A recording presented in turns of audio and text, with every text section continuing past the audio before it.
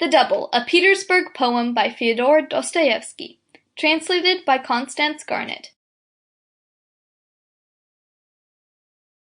Chapter 1. It was a little before 8 o'clock in the morning when Yakov Petrovich Golyadkin, a titular councillor, woke up from a long sleep. He yawned, stretched, and at last opened his eyes completely. For 2 minutes, however, he lay in his bed without moving, as though he were not quite yet certain whether he were awake or still asleep, whether all that was going on around him were real and actual, or the continuation of his confused dreams. Very soon, however, Mr. Golyadkin's senses began more clearly and more distinctly to receive their habitual and everyday impressions. The dirty green, smoke-begrimed, dusty walls of his little room, with the mahogany chest of drawers and chairs, the table painted red, the sofa covered with American leather of a reddish color with little green flowers on it, and the clothes taken off in haste overnight and flung in a crumpled heap on the sofa, looked at him familiarly.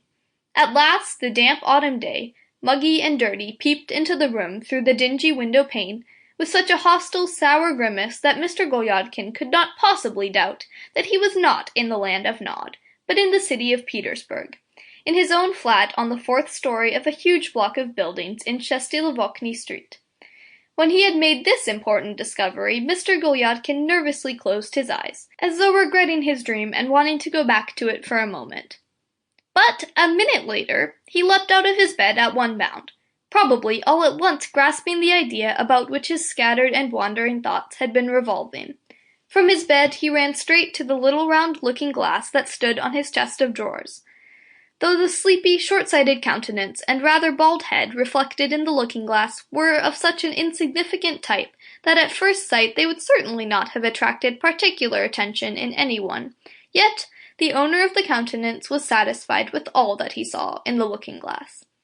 "What a thing it would be," said Mr. Golyadkin in an undertone, "what a thing it would be if I were not up to the mark today. If something were amiss, if some intrusive pimple had made its appearance, or anything else unpleasant had happened. So far, however, there's nothing wrong. So far, everything's all right."